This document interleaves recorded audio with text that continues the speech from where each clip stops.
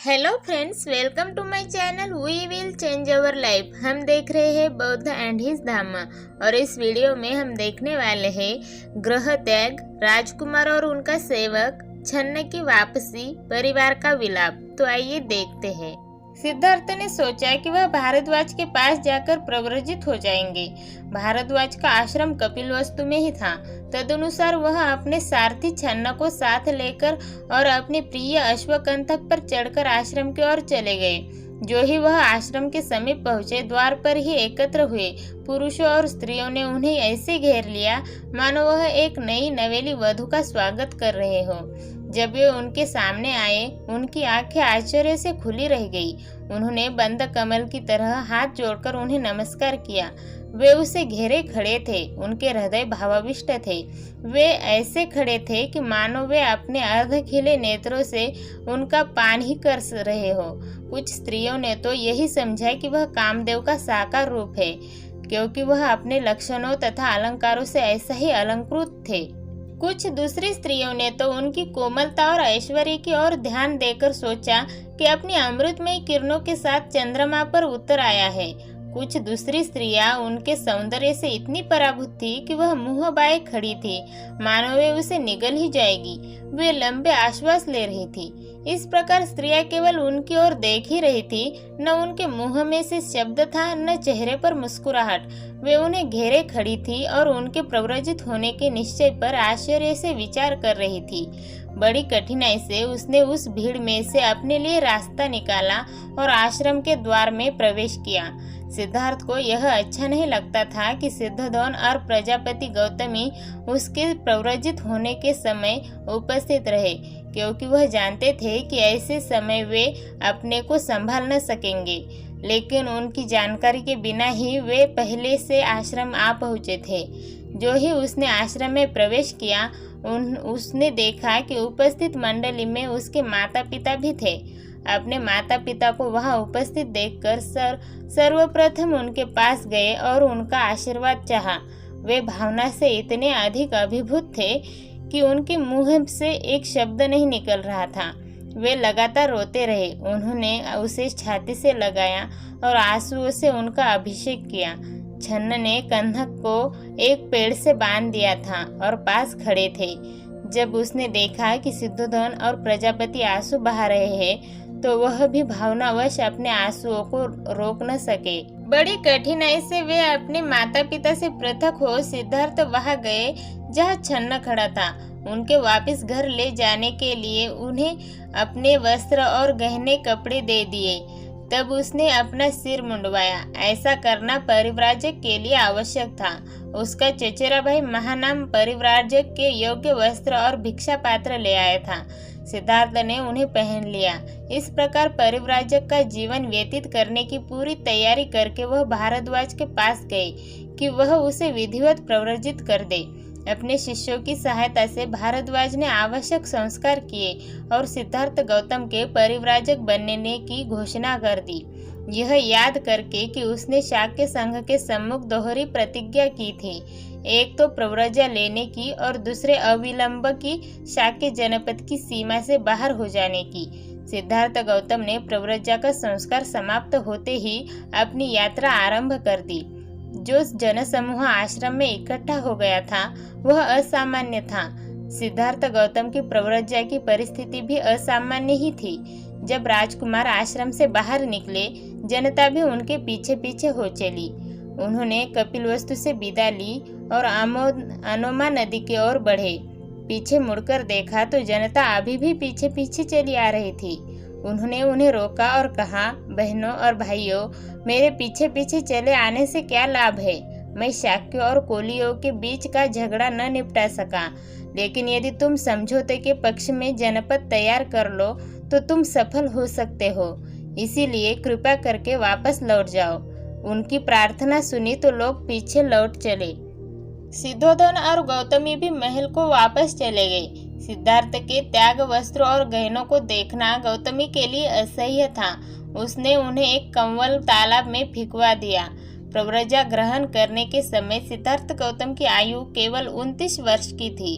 लोग उसे याद करते थे और यह कह कह कर प्रशंसा करते थे कि यह उच्च कुलात्पन्न है, यह श्रेष्ठ माता पिता की संतान है, यह संपन्न है, यह तारुण्य के मध्य में है, यह सुंदर शरीर और बुद्धि से युक्त है, सुख भोग में पला है और वही अपने संबंधियों से इसीलिए लड़ा कि पृथ्वी पर शांति बनी रहे और जनता का कल्याण हो। यह एक शाक्य तरुण था जिसने बहुमत के आगे झुकने के बजाय स्वेच्छा से दंड स्वीकार किया, जिसका मतलब था ऐश्वर्य के साथ पर दरिद्रता, सुख समृद्धि के साथ पर भिक्षाटन, गृह निवास के स्थान पर गृह त्याग। और यह जा रहा है जब कोई इसकी चिंता करने वाला नहीं, और यह जा रहा है बिना किसी भी ऐसी चीज को साथ लिए जिसे यह अपनी कह सके। इसका यह स्वेच्छा से किया हुआ महान त्याग, यह बड़ी ही वीरता और साहस का कार्य है। संसार के इतिहास में इसकी उपमा नहीं। यह शाक्य मुनि अथवा शाक्य सिंह कहलाने का अधिकार है। शाक्य कुमारी कृष्या गौतमी का कथन कितना सही था। सिद्धार्थ गौतम के ही संबंध में उसने कहा था, धन्य है वे माता पिता जिन्होंने ऐसे पुत्र को जन्म दिया है, और धन्य है वो नारी जिसका ऐसा पति है। राजकुमार और उनका सेवक। छन्न को भी कंथक के साथ वापस लौट जाना चाहिए था, लेकिन उसने वापस जाना अस्वीकार किया। उसने आग्रह किया कि कंथक को लिए वह कम से कम आनुमान नदी के तट तक अवश्य साथ चलेगा। छन्न का यह आग्रह इतना अधिक था कि सिद्धार्थ गौतम को उसकी बात माननी पड़ी। अंत में वे अनुमान नदी के तट पर पहुँचे। तब छन्न को संबोधित करके सिद्धार्थ बोले, मित्र, इस प्रकार यहाँ तक साथ साथ आने से मेरे प्रति तुम्हारा स्नेह प्रमाणित हो गया। तुम्हारी भक्ति ने मेरे हृदय को सर्वतः जीत लिया है। तुम्हारा मेरे प्रति जो भाव है उससे मैं बहुत प्रसन्न हूँ।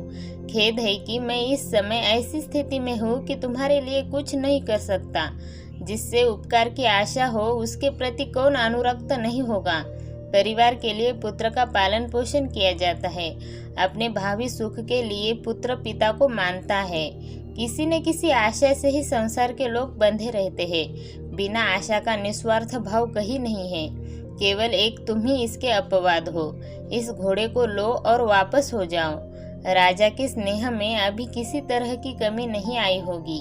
उसे किसी न किसी तरह इस दुख को सह लेने में सहायता करनी होगी। उसे कहना कि मैं जो उसे छोड़कर चला आया हूँ वह न किसी स्वर्ग की कामना से, न स्नेह की कमी से और न क्रोध की अधिकता से।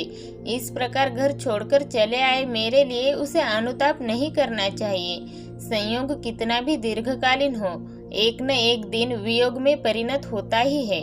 जब वियोग अनिवार्य ही है तो यह कैसे हो सकता है कि संबंधियों से वियोग न हो। आदमी के मरने पर उसकी संपत्ति के उत्तराधिकारी तो बहुत होते हैं, किंतु उसके पुण्य का उत्तराधिकारी मिलना कठिन है, शायद होता ही नहीं। राजा मेरे पिता की देखभाल रखनी होगी। हो सकता है कि वह कहे कि मैंने अनुपयुक्त समय पर गृह त्याग किया है, किंतु धम्म करने के लिए कोई भी समय अनुपयुक्त समय है ही नहीं। मित्र, मेरे पिता को इन और ऐसे ही शब्दों से समझाना, ऐसा प्रयास करना कि उसे मेरी याद भी बनी न रहे। हाँ, मेरी माँ से भी कहना कि मैं उसके स्नेह के अयोग्य सिद्ध हुआ। उसका वात्सल्य वाचनातीत था। इन शब्दों को सुना तो छन्न ने भावावेश से रुंधे कंठ से हाथ जोड़कर कहा, स्वामी, यह देखकर कि आप अपने संबंधियों को वियोग दुख देकर जा रहे हैं, मेरा हृदय ऐसा बैठा जा रहा है जैसे दलदल में फंसा हुआ हाथी। आपका ऐसा निर्णय किसी की आंखों से अश्रुधारा न बहाएगा, चाहे उसका हृदय लोह निर्मित भी क्यों न हो। स्नेह सिक्त हृदय का तो कहना ही क्या। कहा तो यह प्रासाद में ही रहने योग्य कोमलानंग, और कहा वह तीक्ष्ण कुशाग्रास से ढकी हुई पृथ्वी। हे कुमार, आपका ऐसा निर्णय जानकर मैं अब कपिलवस्तु के लोगों के लिए दुखदायक इस कंथक घोड़े को वापस कैसे ले जा सकता हूँ। निश्चय से आप इस स्नेह सिक्त वृद्ध राजा को ऐसे ही छोड़कर नहीं जाएंगे। जैसे कोई नास्तिक सद्धर्म को और अपनी उस मौसी को जिसने पाल पोसकर इतना बड़ा किया, आप उसी तरह नहीं भूलेंगे जैसे कोई कृतज्ञ अपने उपकारी को भूल जाता है। और अपनी उस भार्या को तो आप छोड़ेंगे ही नहीं, जो गुणवती है, जो श्रेष्ठ कुलोत्पन्न है, जो पतिव्रता है और जो एक बालक की माँ है। और हे धर्म तथा यश की सर्वाधिक चिंता करने वाले, आप यशोधरा के उस पुत्र को तो उसी प्रकार छोड़ेंगे ही नहीं जैसे कोई जुआरी अपने यश छोड़ देता है। स्वामीन, यदि आपने अपने राज्य और संबंधियों को त्याग देने का दृढ़ संकल्प ही कर लिया है तो आप मुझे तो छोड़ेंगे ही नहीं, क्योंकि आप ही मेरे शरण स्थान हैं। मैं आपको इस प्रकार जंगल में अकेला छोड़कर इस दग्ध हृदय के साथ नगर को वापस नहीं लौट सकता। जब मैं अकेला वहां जाऊंगा तो राजा मुझे क्या कहेंगे और मैं आपकी सहधर्मिनी को ही क्या शुभ संवाद सुनाऊंगा। और आपका जो यह कहना है कि मैं राजा को आपके अवगुण सुनाऊं ताकि उनका स्नेह कम हो जाए, तो यदि मैं तालू से सटी जिह्वा से निर्लज्ज बनकर आपके अवगुण कहने का प्रयास भी करूं तो उन पर कौन विश्वास करेगा। जो दयामूर्ति है और जिसने सदा करुणा दिखाई है, यह उसके योग्य नहीं कि अपने स्नेह का परित्याग कर दे, मुझ पर दया करे, लौट चले। छन्न के इन दुख भरे शब्दों को सुनकर सिद्धार्थ गौतम ने अत्यंत कोमलता से उत्तर दिया, छन्न, मेरे वियोग से उत्पन्न होने वाले दुख का परित्याग करो। नाना जन्म ग्रहण करने वाले प्राणियों के लिए परस्पर का वियोग अनिवार्य है। यदि मैं स्नेह के कारण आज अपने संबंधियों का परित्याग न भी करूं, तो भी एक न एक दिन मृत्यु हमें एक दूसरे से अनिवार्य तौर पर पृथक कर ही देगी। जैसे मेरी माँ ने मुझे इतना कष्ट सहन करके जन्म दिया था, अब वह कहाँ है और मैं कहाँ हूँ। जैसे पक्षी अपने विश्राम वृक्ष पर इकट्ठे होते हैं किंतु फिर नाना दिशाओं में उड़ जाते हैं, यही प्राणियों की दशा है। उनका भी वियोग अवश्यंभावी है। जैसे बादल एकत्र होकर फिर पृथक पृथक नाना दिशाओं में चले जाते हैं, यही प्राणियों की दशा है। उनका भी वियोग अवश्यंभावी है। और क्योंकि यह संसार इसी प्रकार परस्पर एक दूसरे की वंचना करता हुआ गतिमान है, इसीलिए संयोग के समय किसी भी चीज को अपना समझ बैठना भयावह है, क्योंकि यह ऐसा ही है। इसीलिए मित्र, शोक मत करो, वापस लौट जाओ। यदि मन नहीं ही माने तो जाकर फिर वापस चले आना, बिना मुझे कुछ और कहे। कपिलवस्तु के लोगों से जाकर कहना कि उसके लिए जो तुम्हारा स्नेह है उसे छोड़ दे, क्योंकि उसका निश्चय दृढ़ है। जब स्वामी और सेवक के बीच यह बातचीत कंथक ने सुनी तो उस श्रेष्ठ अश्व ने अपनी जिह्वा से स्वामी की चरण चाटे और आंखों से गरम गरम आंसू गिराए। उस हाथ से जिसकी उंगलियां जुड़ी हुई थी, उस हाथ से जिसमें मंगल स्वस्ति अंकित था, उस हाथ से जिसकी हथेली अंदर को थी, गौतम ने उसे थपथपाया और एक मित्र की तरह संबोधित करके कहा, कंथक, सहन कर, अश्रु मत बहा, तेरा परिश्रम शीघ्र ही सफल होगा। जब छन्न ने देखा कि अब शीघ्र विदा होना ही होगा तो उसने गौतम के उस परिव्राजक रूप को नमस्कार किया। कंथक और छन्न से विदा लेकर गौतम भी अपने मार्ग पर चल दिए। छन्न ने जब देखा कि उसका स्वामी राज्य त्याग कर परिव्राजक का वेश धारण किए चले जा रहे हैं, उससे रहा नहीं गया। वह अपने हाथ उठाकर जोर से चिल्लाया और जमीन पर गिर पड़ा। जब उसने पीछे मुड़कर देखा, वह एक बार फिर से जोर से चिल्लाया। उसने अपने कंथक के गले में हाथ डाले। वह निराश और भग्न हृदय फिर अपने मार्ग पर आगे बढ़ा। रास्ते में कभी वह चिंतित हो उठता, कभी पश्चाताप करता, कभी लड़खड़ाता, कभी गिर पड़ता। इस प्रकार स्नेह विदीर्ण हृदय से उसने रास्ते भर नाना तरह की बातें की। वह स्वयं नहीं जानता था कि वह क्या कर रहा है। छन्न की वापसी। स्वामी के वनगमन के बाद वापस लौटते समय छन्न ने अपने दुखी मन का भार हल्का करने का भरसक प्रयास किया। उसका दिल इतना भारी था कि जिस दूरी को वह पहले एक दिन में पूरा कर लेता था, जब अपने स्वामी के वियोग की चिंता करते करते उसी दूरी को पूरा करने में उसे 8 दिन लग गए। कंथक यद्यपि वह अभी भी धैर्यपूर्वक चला जा रहा था, किंतु वह अत्यंत क्लांत और श्रांत हो गया था। निसंदेह वह अभी भी अलंकारों से अलंकृत था, तो भी स्वामी विहीन होने के कारण सर्वथा तेज विहीन हो गया था। और जिस दिशा में उसका स्वामी गए थे उधर घूम घूम कर बड़े ही शोक संतप्त स्वर में वह बार बार हिनहिनाया। यद्यपि वह क्षुधा से परेशान था तो भी उसने पहले की तरह रास्ते भर घास चरी और न पानी पिया। अंत में दोनों उस कपिलवस्तु पहुंचे जो सिद्धार्थ के चले जाने के कारण एकदम सूना हो गया था। वे दोनों भी प्राणविहीन शरीर की तरह ही वहां पहुंचे। पद्य पुष्पित जलाशय थे, फूलों से लदे वृक्ष थे, किंतु नागरिकों के हृदय प्रसन्नता से शून्य थे। तेज विहीन आंखों में अश्रु लिए हुए जब उन दोनों ने कपिलवस्तु में प्रवेश किया तो उन्हें सारा नगर अंधकारावृत प्रतीत हुआ। जब लोगों ने सुना कि शाक्य जाति के उस अभिमान को बिना साथ लाए ही वे दोनों अकेले लौटे हैं तो लोगों की आंखें आंसू बरसाने लगी। आवेश से उन्मत्त हुए लोग छन्न का पीछा कर रहे थे और आंसू बहाते हुए चिल्ला रहे थे, जाति और राज्य का गौरव राजकुमार कहाँ है? जहाँ वह नहीं है वह नगर हमारे लिए जंगल है और जिस जंगल में वह है वह जंगल ही हमारे लिए नगर है। सिद्धार्थ विहीन नगर का हमारे लिए कोई आकर्षण नहीं। स्त्रियां खिड़कियों पर आकर जुट गई।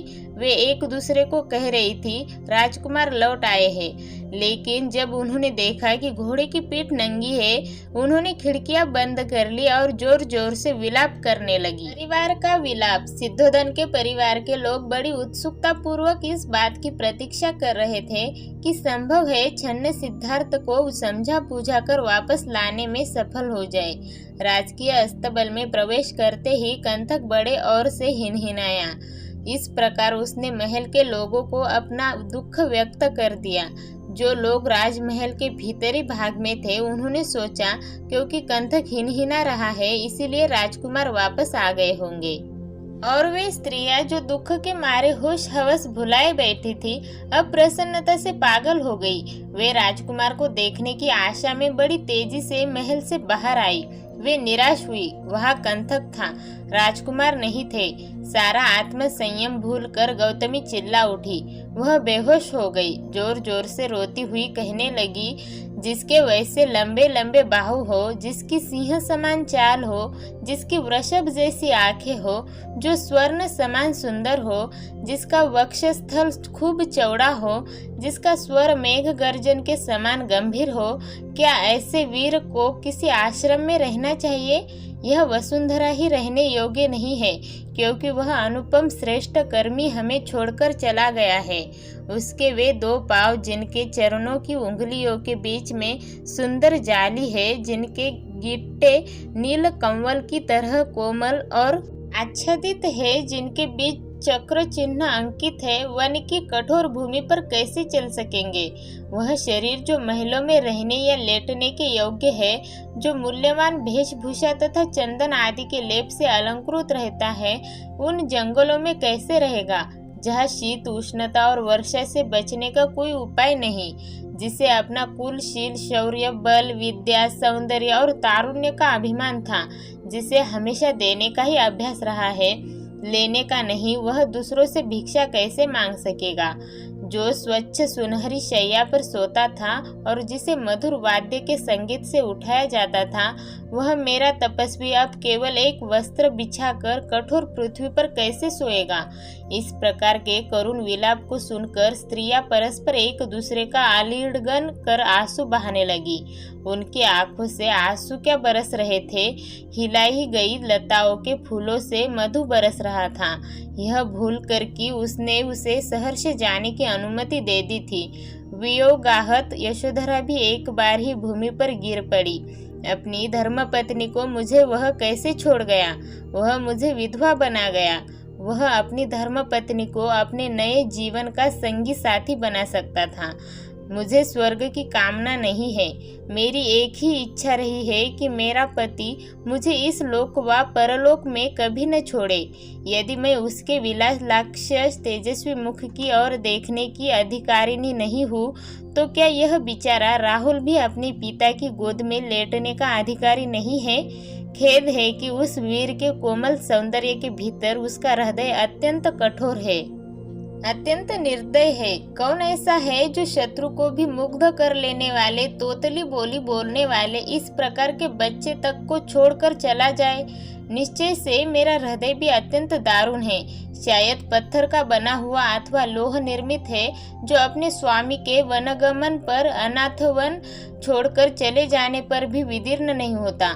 लेकिन मैं करूँ क्या, मेरा दुख असह्य है। इस प्रकार अपने दुख में अपने होश हवास गवाए हुए यशोधरा रोई और जोर जोर से रोई। यद्यपि वह स्वभाव से बड़ी धैर्यवान थी, लेकिन इस समय दुख में वह अपना धैर्य गवा बैठी थी।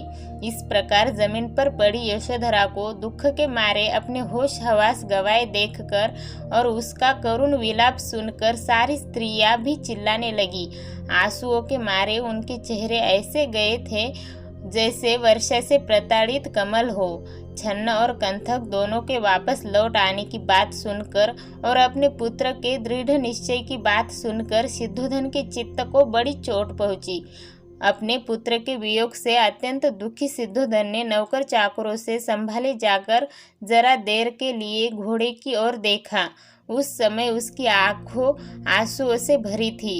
इसके बाद वह जमीन पर गिर पड़ा और जोर जोर से चिल्लाने लगा। तब सिद्धोधन अपने मंदिर में गया, प्रार्थना की और कई मांगलिक क्रियाएं की। उसने अपने पुत्र के सकुशल लौट आने के लिए कई मन्नतें मांगी।